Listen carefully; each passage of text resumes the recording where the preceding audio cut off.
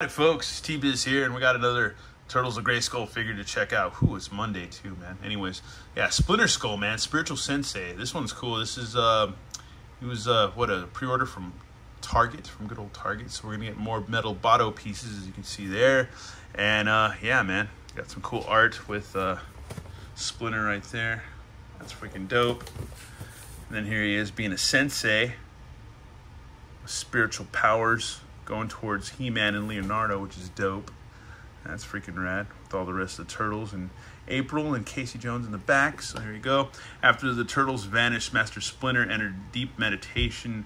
Time and space faded away. When he heard them from far, far away, Splinter let go of all attachment to his physical form and followed their calling. It took him to the first planet of the universe, Eternia, where he suddenly appeared at Castle Grayskull as a spiritual embodiment of the power of Grayskull itself. That's pretty dope. So like, almost like King Grayskull in a way? I don't know.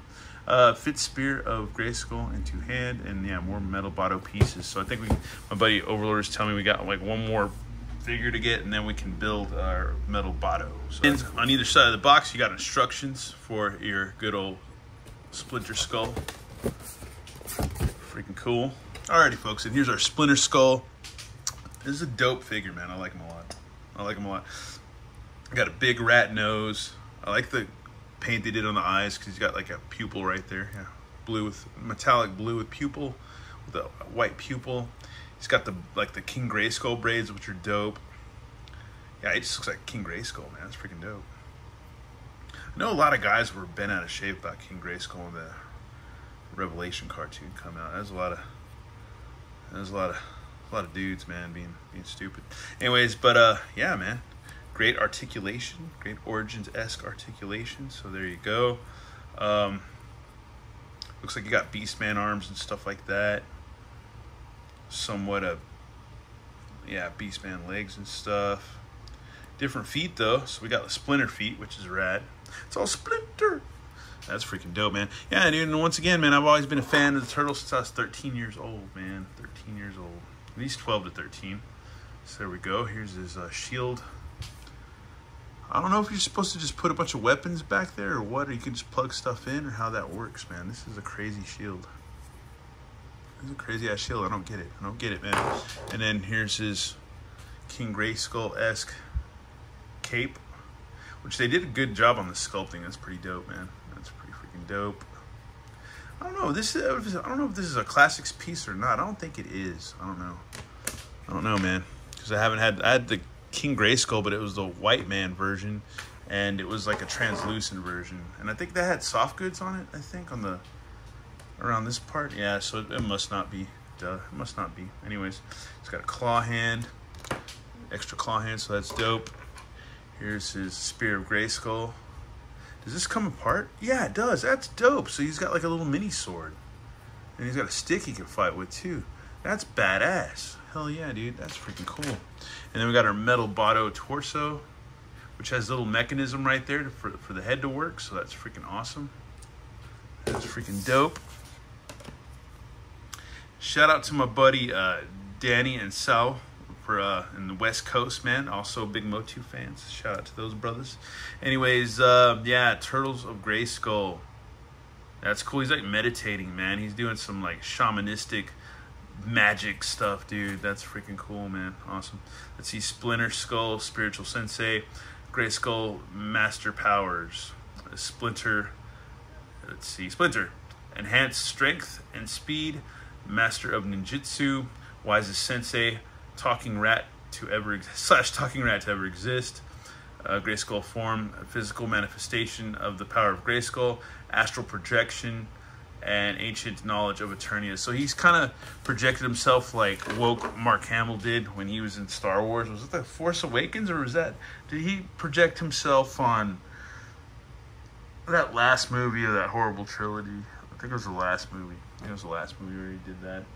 Yeah. Anyways, we're not gonna talk about that. I'm not gonna get into that. Anyways, but hey, he's fucking dope, man. Oh, sorry, I dropped that bomb. But yeah, I like the teeth, I like the braids. He's cool as hell. We're gonna get him accessorized. I love the fact that the tail, well, it is articulated, but it also does pop out. So yeah, and I don't think it's bendy but you can bend it, but you probably don't want to bend it too much. I remember where I was like a junior or a senior. There might have been a senior in some kind of biology class or something. I don't know why. I think I took biology late in school or whatever. And there's this girl named Kelly that I was partnered up with in the lab, and we're supposed to dissect a rat. I've probably told this story before, and I just couldn't do it, man. I was standing there with her, but I was just like, I can't touch this rat, man. She just chopped that. It was a cute little chick, man. She just chopped that thing up, man. She just dissected the shit out of it, and I couldn't do it, man. I really couldn't. I was just like, oh, it's so gross. And like, yeah, the rat tail and stuff. Couldn't do it. Anyways, I don't care about that. But, yeah, this is so weird, the back of the shield. I don't get it. I don't know where. I guess you could just put more weapons back there or something, man. Or maybe, like, add weapons and it could just be like a, I don't know, like if you add a bunch of weapons, then I guess it could be just like, yeah, some kind of shield, like spiky shield or whatever. I'm imagining you could do that with maybe some of the other turtle weapons. Plus, you can also just plug it into his back. Like so. So there you go. You can have his shell, or he can have his shield. So that's freaking dope.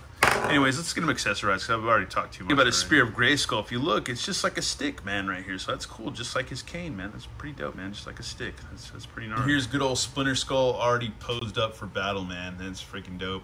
He's cool, man. I feel like all this extra accessories do kind of weigh him down, like that cape does a little bit and stuff. And he has to hold the shield kind of funky, which is weird.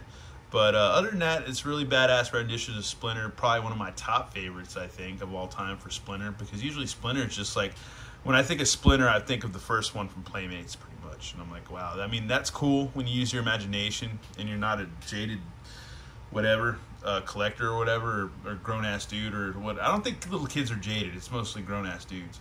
But anyways, as a little kid, it was cool because, yeah, Splinter, Master Splinter. He's a sensei. He's not, he's going to teach them the ways. He's not going to be doing some crazy shit, but he's going to teach them the ways. But he does have some skills, but still, either way. But this is like a version of Master Splinter that's like, just like, he'll beat the shit out of you.